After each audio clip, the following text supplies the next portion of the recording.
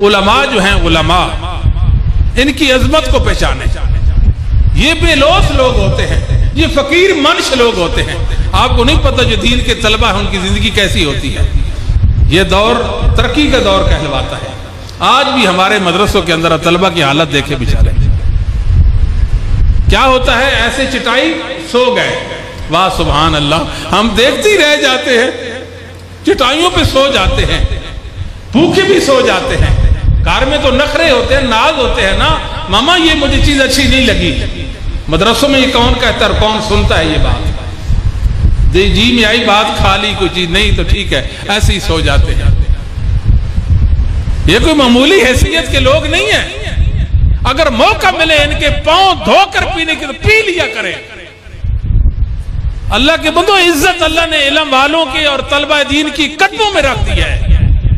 अगर आप इज्जत चाहते हैं, सरबुलंदी चाहते हैं, बावकार बनना चाहते हैं तो उलमा की खिदमतगार बने। उलमा की खिदमत में आपकी इज्जत है, उलमा की इज्जत में आपकी इज्जत है। आप यकीन जाने कितने लोग ऐसे होते हैं, कितने लोग ऐसे होते हैं। मैं जानता हूं 60 साल की उम्र पाई है। कितनी उम्र? 50 साल उम्र पाई। फलां साहब फोत हो गए। कौन?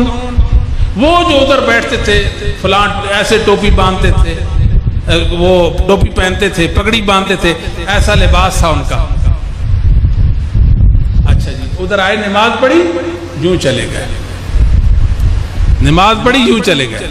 उलमा, ये हमारी कोई जरूरत है? 60 सालों में एक दिन किसी आलिम के पास एक लम्हा भर के लिए भी बैठना नसीब नहीं हुआ। आप बताओ, 60 सालों में कभी उसको कोई दीनी जरूरत पेश नहीं आई? सोचा कभी कोई दीनी जरूरत पेश नहीं आई? 50 सालों में नहीं आई। ये है शैतान का फितना। शैतान ने उसको मगरूर बना दिया था, उसमें रऊनत आ गई थी, तकब्बर और घमंड आ गया था। ठीक है, नमाज पढ़िए, जा रहे हैं, उलमा हमारी जरूरत नहीं है। ऐसों की दुनिया भी परेशानी वाली और आखिरत का तो कोई पता नहीं, अल्लाह बेहतर जानते हैं कि क्या सूरत हाल होगी।